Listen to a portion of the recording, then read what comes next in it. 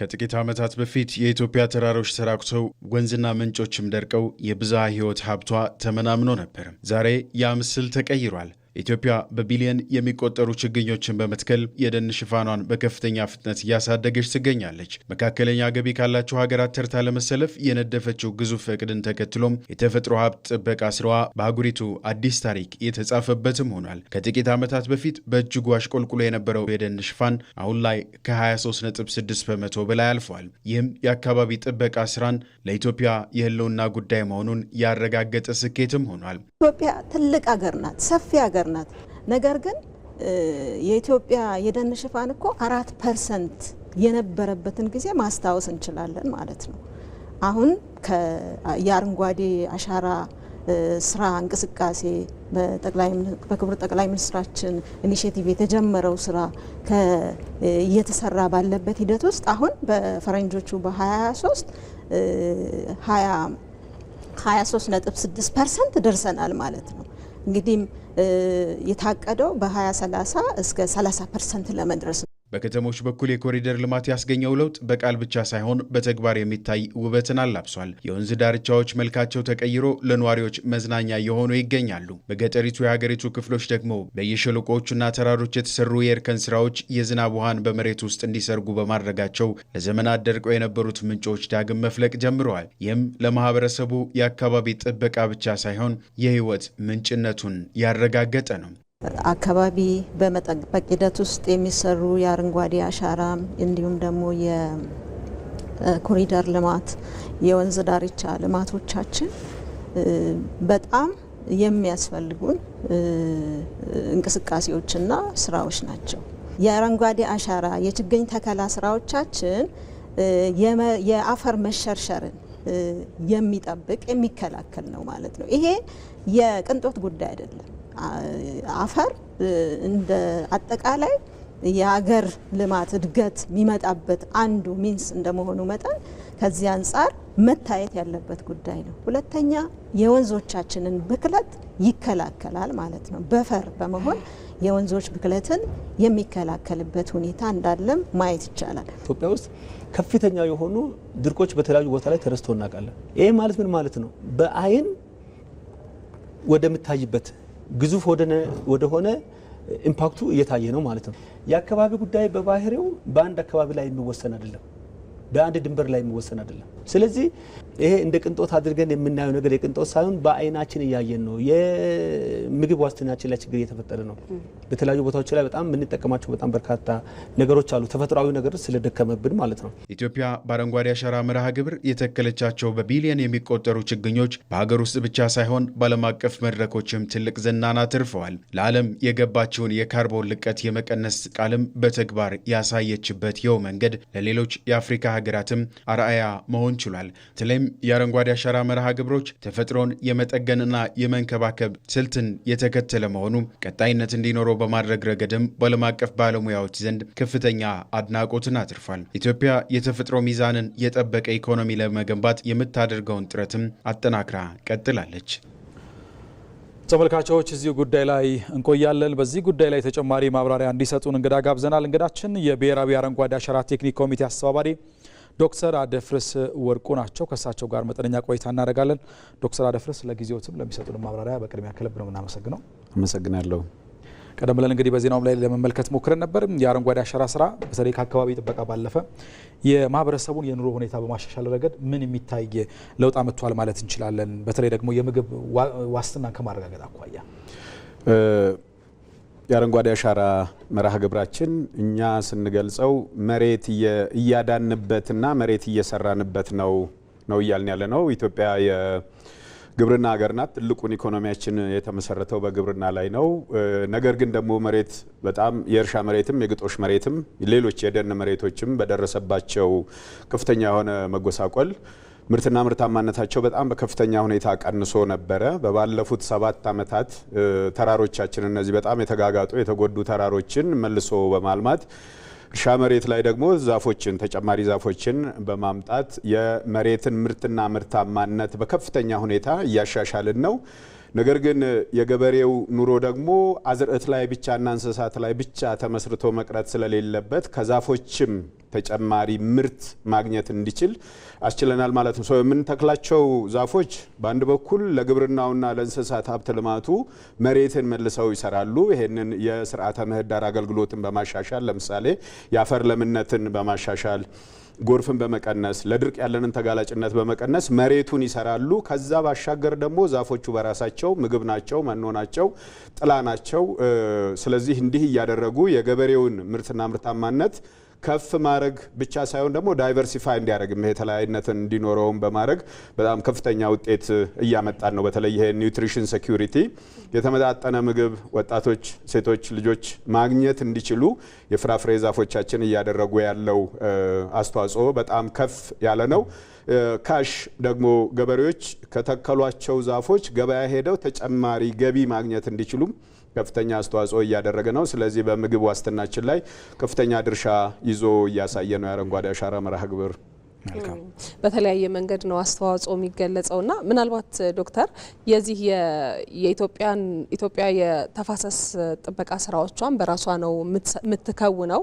ነገር ግን ደግሞ ተቀባይ ሀገራት አሉ፣ የታችኛው ተፋሰስ የምንላቸው ሀገራት የኢትዮጵያን ውሃ ተቀብለው የሚጠቀሙና እነዚህ ሀገራት ደግሞ የውሃ ዋስትናቸውን ለማረጋገጥ በኢትዮጵያ ለሚደረጉ የአካባቢ ጥበቃ ስራዎች በገንዘብም በቴክኖሎጂም ድጋፍ ሲያደርጉ አናይምና ይህን ተግዳሮት እንዴት ያነሱታል? በተለይ ደግሞ ተጠቃሚው ክፈል ወይም ደግሞ ዩዘር ፔይስ የሚል ዓለም አቀፍ ፕሪንሲፕል አለና ከዚህ አኳያ እንዴት ይመለከቱታል? ይሄ በጣም ተገቢ ጥያቄ ነው። እስካሁን ድረስ እስቲ ስራውን ሰርተን መሬት ላይ በአረንጓዴ አሻራ መርሃ ግብር የተጎዱ መሬቶች እንዲያገግሙ እናርግና የጠፉ ወይም ደግሞ የተጎዱ ስርዓተ ምህዳር አገልግሎቶቻችንም እንመልስና እናሳይ የሚለውን ናሬሽን ይዘን ነበረ ስንሰራ የነበረው። እስቲ ልማቱ ይቅደምና እንደዚህ አይነት ጥያቄዎች ደግሞ ቀጥለው ይመጣሉ ብለን ያዘገየነው ጥያቄ ነው። አዘርዋይስ ዓለም ላይ ያለ ነው። የታችኛው ተፋሰስ ሀገራት ለምሳሌ አሁን ናይል ቤዚንን የተመለከትን እንደሆነ ሌሎችም አገር አቋራጭ በርካታ ወንዞች አሉ ኢትዮጵያ። እነዚህን ውሆች ጠብቀን አቆይተን በበቂ መጠን ለታችኛው ተፋሰስ ሀገራት መላክ እንደ ሀገር ግዴታ አለብን። ይሄ ተፈጥሯዊ ግዴታ ነው።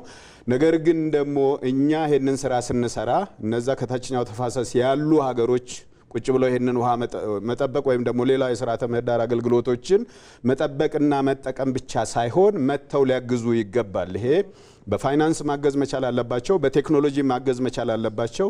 የላይኛው ተፋሰስ ሀገራት እንዲህ አይነት እይታዎችን ዘላቂ ልማት ድንበር ተሻጋሪ የሆኑ ልማቶችን ሲሰሩ አፕሪሼት ማድረግ አለባቸው፣ እውቅና መስራት መቻል አለባቸው። አሁን ኢትዮጵያ የታችኞቹን ተፋሰስ ሀገራት ለምሳሌ እነ ሱዳንን እነ ግብፅን በቀጥታ ላይኛው ተፋሰስ ላይ ተራሮቻችንን በማልማት የዝናቡን ሁኔታ በማስተካከል በቤዚን ውስጥ ጥሩ ውሃ እንዲፈስ አመቱን ሙሉ ዘላቂነት ባለው መልኩ ውሃ እንዲፈስ እሱ ብቻ አይደለም ደግሞ ጎርፍንም በመከላከል አደጋንም በመከላከል ጭምር ውሃን አቆይተን በድርቅ ጊዜያቸውም ጭምር ውሃ እንዲያገኙ ትነትን በመቀነስ ጭምር ለምናረገው ከፍተኛ የሆነ አስተዋጽኦ አሁን ኢትዮጵያ ጥያቄ ማቅረብ ያለባት ጊዜ ላይ ደርሰናል። ምክንያቱም መሬት ላይ የሚታይ ልማት አምጥተናል። አካባቢያችንን በማልማት የደን ሽፋናችንን ከፍ በማድረግ የተጎዱ እነዚህ ተፋሰሶች ወደ ልምላሜ እንዲመለሱ በማድረግ በዚህም የተነሳ የስርገት መጠን የውሃ የስርገት መጠን ከፍ እንደሚል ጥናቶቻችን ያሳያሉ። አሁን የአባይ ቤዚንን ብቻ እንኳን የአባይ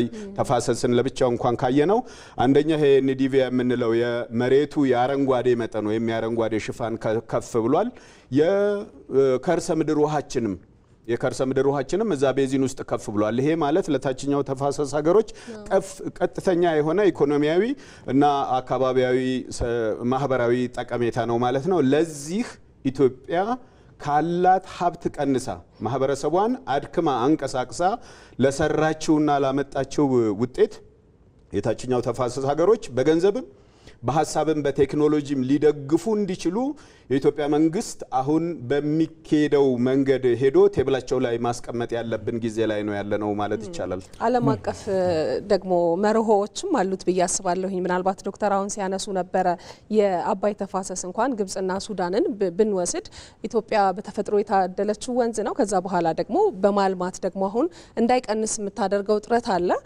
እሱን በማገዝ በኩል ሚናቸውን እንዲወጡ የሚያግዙ ዓለም አቀፍ መርሆች፣ አሰራሮች እንዴት ይደግፏታል ኢትዮጵያ? አሉ ኢትዮጵያ የመጀመሪያው የትኛውም ተፈጥሯዊ ሀገር በሱ ድንበር ውስጥ በሱ ቴሪቶሪ ውስጥ ያለውን የትኛውንም የተፈጥሮ ሀብት የመጠቀም የማይገሰስ መብት አለው ማለት ነው። ልክ ሌሎች ሀገሮች እንደሚያደርጉት ማዕድን ቢሆን፣ ውሃ ቢሆን፣ መሬት ቢሆን፣ ማህበረሰብ ቢሆን ይሄንን በሱ ቴሪቶሪ ውስጥ ያለውን ሀብት በአግባቡ ተጠቅሞ ልክ ሌሎች ሀገሮች እንዳደጉት የማደግ መብት አላት። ስለዚህ ኢትዮጵያም በራሷ ድንበር ውስጥ የፈለቁ ውሆችን አስፈላጊ ለሆነው የኢኮኖሚ ልማት ጥቅም ላይ ማዋል ይሄ ዓለም አቀፍ ሕግ የሚደነግግላትና የሚፈርድላት ነው።